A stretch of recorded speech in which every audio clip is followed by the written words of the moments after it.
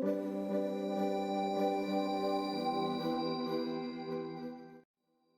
my friends, it's diys-by-dar, and I thought I would hit the pottery shop this week. I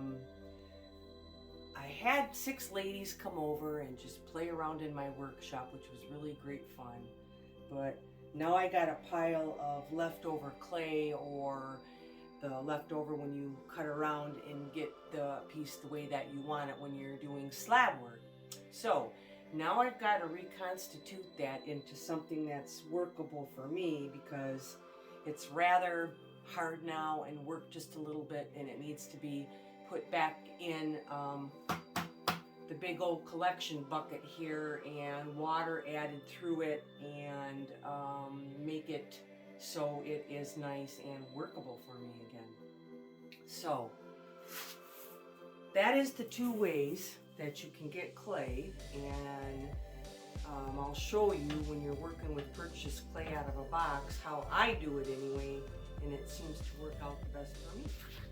Usually if you keep a big bucket and then you just throw your scraps down in there, then you want to poke it with something and make sure that you add water down inside so it starts to break itself down a little bit and become one again and not so hard. So when I go ahead to make something, I usually grab a bunch of clay out of the bucket, or I take it off of the slab. And that is the other way that I get clay if I purchase it in a 50-pound box, and you get 25 pounds in each bag.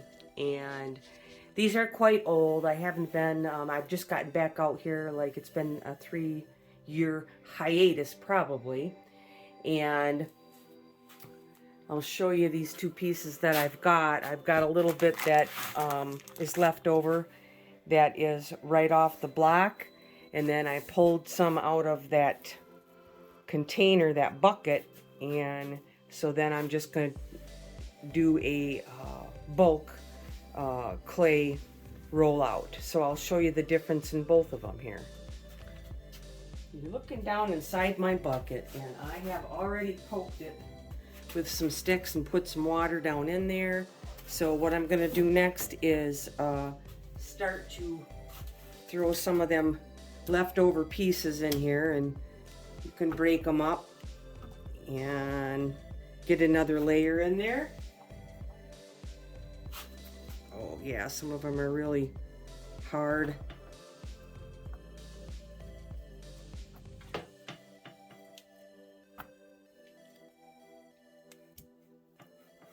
You don't have to pack it down in real good, because you do want some water to get down in between everything anyway.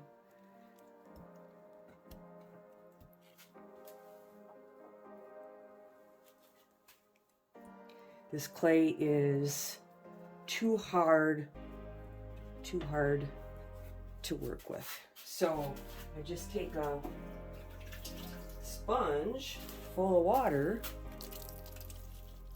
and go ahead and squeeze a good sponge-full in there. And then I'm just using the end of a paintbrush. Just go in and just make some holes through it.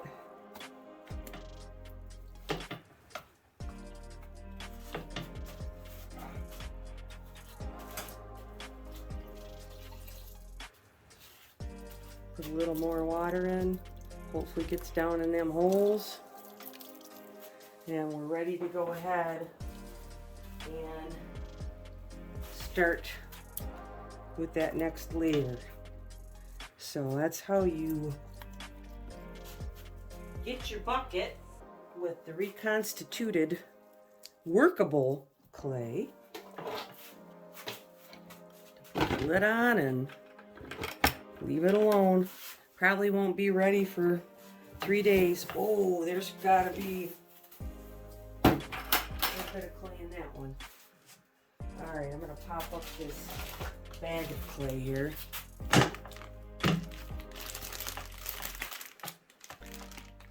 And we'll open it up and check it out.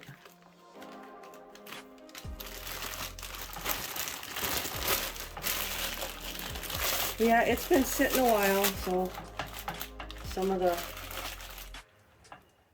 minerals kind of coming on out. Maybe a little mold in there, but it is way too hard, so I'm gonna have to kind of do the same thing here. Just run a few holes down it.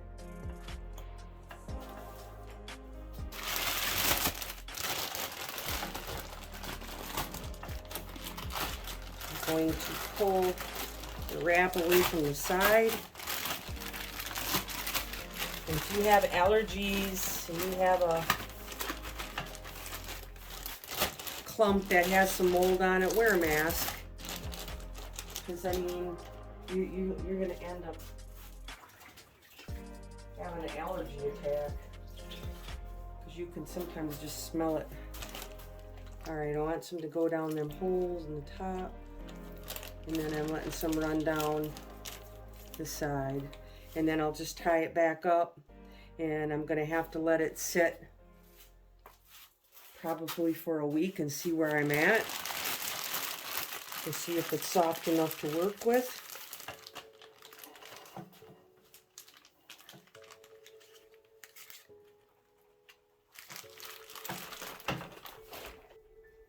Okay, this is out of the bucket. You can see it's nice and soft.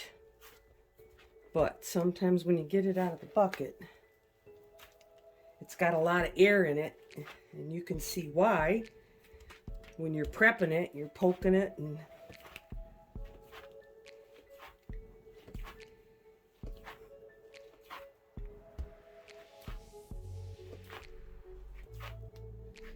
so you can see there, that was a big air bubble that was inside.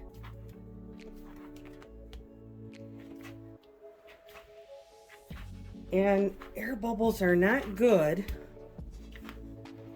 when you're working with slab work. You want as little of them as possible.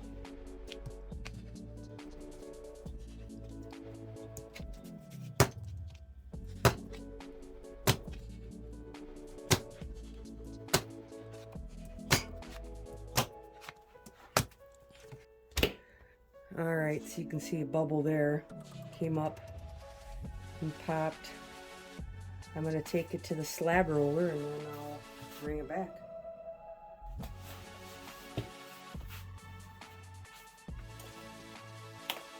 Well, right now I can see big air bubble there. Air bubble. You can kind of see them.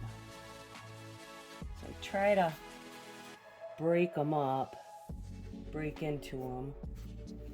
See, there's one right there. You can see underneath, big open spot. Because more will come up once we start rolling it out. So that is one of the issues when you have to reconstitute your clay. You're not working off a moist block, but you just have to take a little more time and go through and find the air bubbles, get them out, smooth them over before you try to roll it out for your slab if you're going to put any type of decoration on the top of it.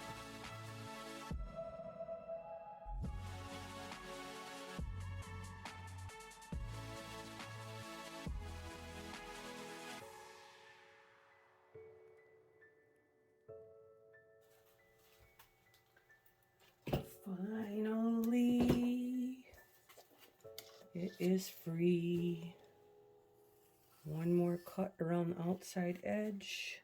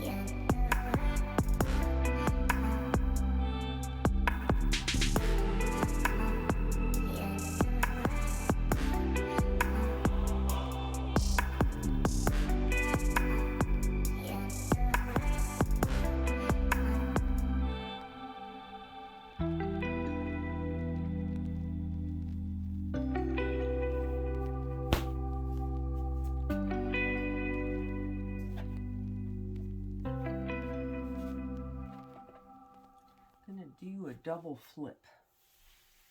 So I can put this inside a bowl because just let it kind of fall off.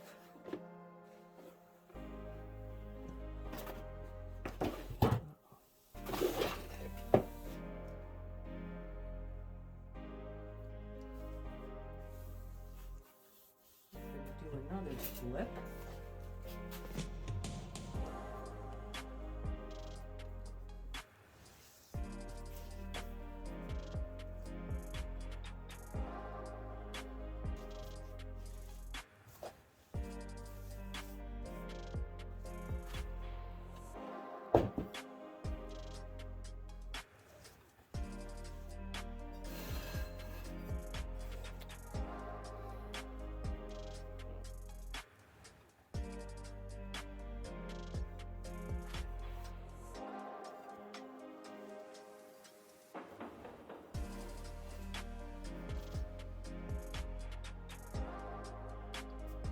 Since this one had such a big pattern, I wanted something where most of that would show, and it just kind of turned up around the outside edges. A shallow bowl.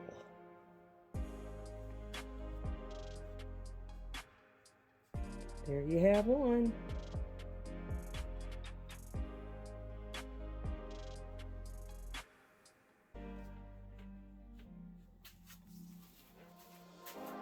Well, it's been a little while that this has been sitting with the water in it, so I'm going to go ahead and see if I can cut it straight off the block.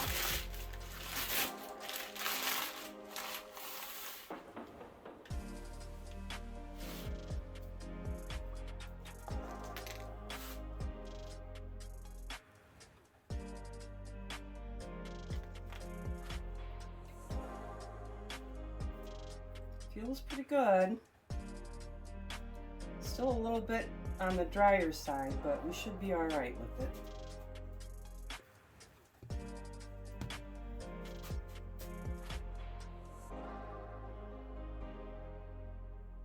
I'll just start out with 2.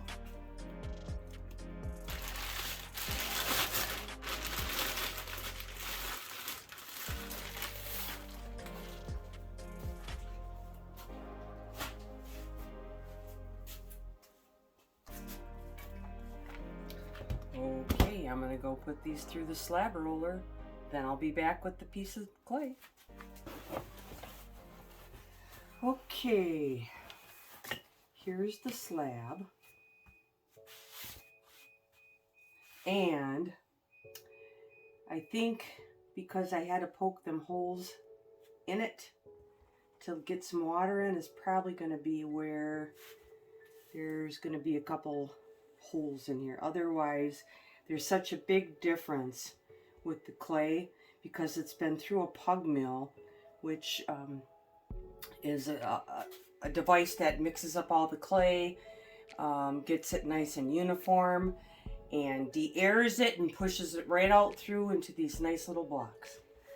So the amount of air that gets in is way less, so you can just roll it out and go. You don't have to continually roll and roll and roll and try to make the surface completely flat. So let's go ahead and we will give this one a roll just to see how much air I may have put in it by poking those holes in it.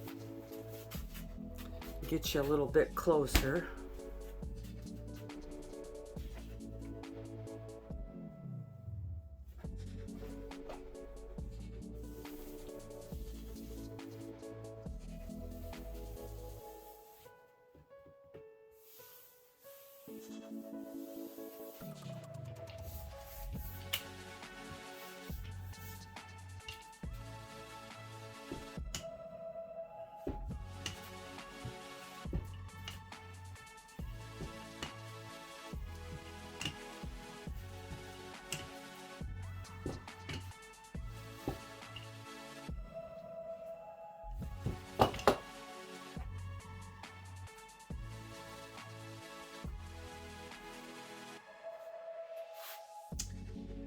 no air except for that little spot I dug at.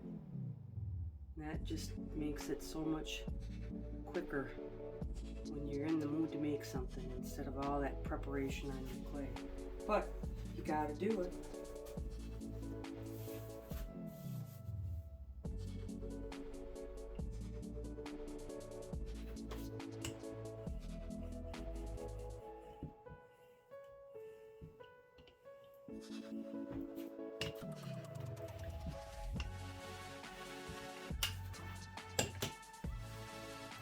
So that's basically it.